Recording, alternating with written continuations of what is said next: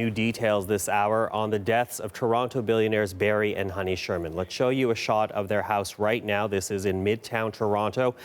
The couple, as we have reported here, was found dead in their home last month. And a source says private investigators hired by their family believe the Shermans were murdered.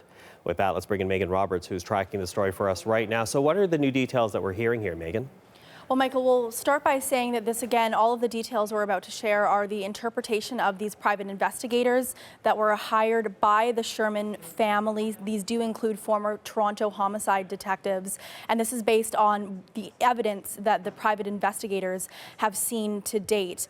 And we're getting this according to a source with direct knowledge of this. And a final warning, there is some graphic content in the details that we are about to tell you. So there is going to be some graphic content coming up. So the private investigators believe the couple was murdered by multiple killers. Now, this does contradict a theory that was widely spread that the Shermans died as a result of a murder-suicide. And this is a theory that family and friends of the Shermans have rejected strongly.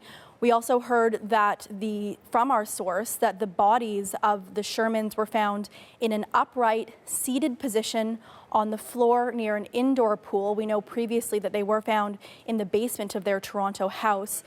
And the private investigators found evidence that both had their necks wrapped with leather belts, that they were knotted around a handrail that's adjacent to the pool, and that there was evidence that their wrists were bound together at one point. Now, our sources say that there was no rope or material that could have been used to tie their wrists together that was found. So that's the source with direct knowledge of the private investigators' report. We also know the private investigators believe that the couple was killed on December the 13th. That's 2 days before they were found, and that information is based on the fact that Honey Sherman was found wearing the same clothes that she was last seen in. The private investigators, according to our source, also believe that Honey struggled with her killer or killers. She had cuts on her face, and she was potentially lying face down before moved and bound upright to the handrail. So that's the information that we're getting from our source.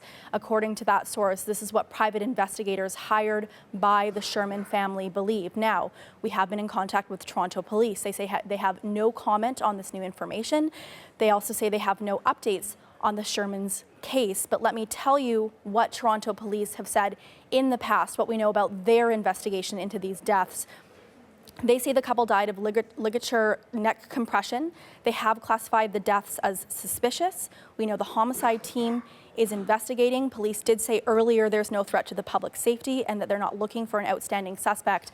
And the day that the Shermans were found, we know police also said there was no evidence of forced entry into the home. So that's a little bit of information we have from the police. We have some more information now from private investigators, and certainly we have a lot more questions about exactly what happened.